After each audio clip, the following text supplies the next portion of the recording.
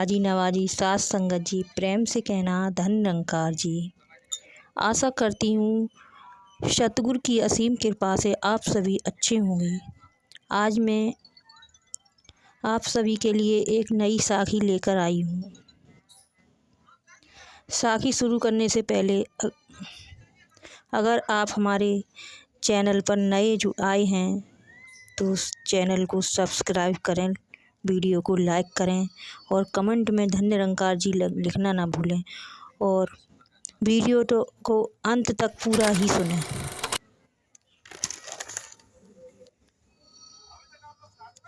सास संगत जी, आज की साखी एक कंजूस सेठ की है। सास संगत जी, पुराने समय में एक कंजूस सेठ था। वह भगवान का बहुत बड़ा भक्त था। वह हर पल भगवान का नाम जपता और ध्यान स्मरण करता था। एक बार वह सेठ गंगा स्नान करने गया। वहाँ पर चारों तरफ उसे पंडा दिखाई दिए। इसने सोचा कि अब मैं गंगा स्नान करूँगा तो मुझे पंडों को दान देना पड़ेगा। इसलिए उसने इससे बचने के लिए मन ही मन निश्चय किया कि वह इस घाट से अलग हटकर स्नान करेगा और अलग स्नान करने चला गया। वहाँ उसने जैसे ही डुबकी लगाई तो वह डूबने लगा। अब उसे जिंदा बचने की आशा नहीं रही। उसने भगवान को याद किया और उसने प्रार्थना की कि हे भगवान, मुझे बचा लो, मैं घर जाकर आपकी कथा सुनूंगा। तो भगवान ने भी उसकी प्रार्थना सुनी। सेठ बहते बहते किनारे पर आ गया। जब उसने देखा पानी कमर तक है तो सेठ निकल गया और घर पहुंचा। घर पहुंचकर ही उसने ऐसे ब्राह्मण की तलाश करने लगा जो कथा भी सुनाए और दक्षिणा भी ना ले। उसे ब्राह्मण की तलाश करने लगा। जो भी ब्राह्मण आता उसने कंजूस सेठ पूछता कि पंडित जी, आप कथा फ्री में सुनाओगे या दक्षिणा लोगे? तो पंडित जी कहते, कथा तो हमारा व्यवसाय है, हम दक्षिणा तो लेंगे ही। तो सेठ टाल देता कि अभी बताऊंगा कथा कब सुननी है। फिर भगवान ने सोचा सेठ तो कथा सुनेगा नहीं।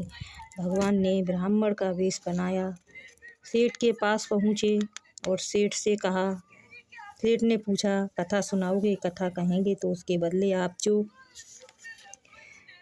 दे देंगे वही हम ले लेंगे।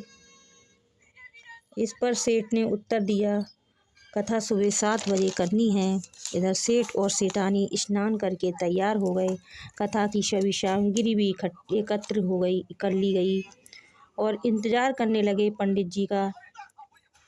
पंडित जी यह देख रहे थे कि सेठ कब घर से निकले तब कथा सुनाने जाएं। सेठ ने देखा 9 बज चुके हैं। पंडित जी के आने की आशा छोड़कर सेठ अपना व्यापार करने चले गए। जैसे ही सेठ घर से निकले पंडित जी वहाँ पहुँच गए।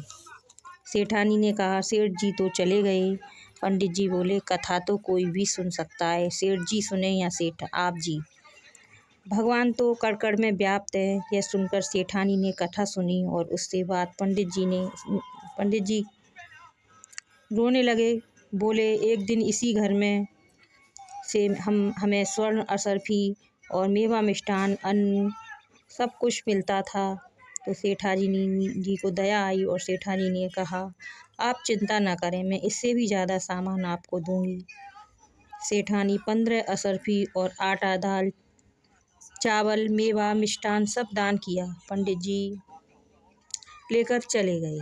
सेठ जी जब शाम को घर लौटे तो उन्होंने सेठानी से पूछा, पंडित जी क्या पंडित जी कथा करने आए थे? तो सेठानी ने सारा वृतांत कहकर सुनाया। तो सेठ जी अत्यधिक क्रोधित हुए और उन्होंने कहा, इस घर में इससे पहले कभी कथा हुई नहीं, क्योंकि मेरे माता पिता बहुत ही कंजूस थे, वे एक ही टाइम भोजन करते थे। क्रोधित सेठ जी जंगल में चले गए, वहाँ जाकर सो गए। भगवान ने देखा। भगवान फिर वहीं पंडित का रूप धारण करके सेठ जी के पास पहुँचे। सेठ पंडित को देखकर चौंक गए पंडित जी ने कहा, आप जीत गए और मैं हार गया, और भगवान ने उन्हें अपने दर्शन दिए। साथ संगत जी, हमें अपनी भक्ति पूरी तरह करनी चाहिए। सेवा सिमरन सत्संग में कभी कंजूसी नहीं करनी चाहिए। हमें पूर्ण विश्वास के साथ भक्ति करनी होगी। मानव जीवन मिला ही भक्ति करने के लिए है। मानव तन को सेवा में अत्यधिक लगाकर जीवन सफल बनाना होगा। साथ संगत जी, प्यार से कहिए धन्यवाद।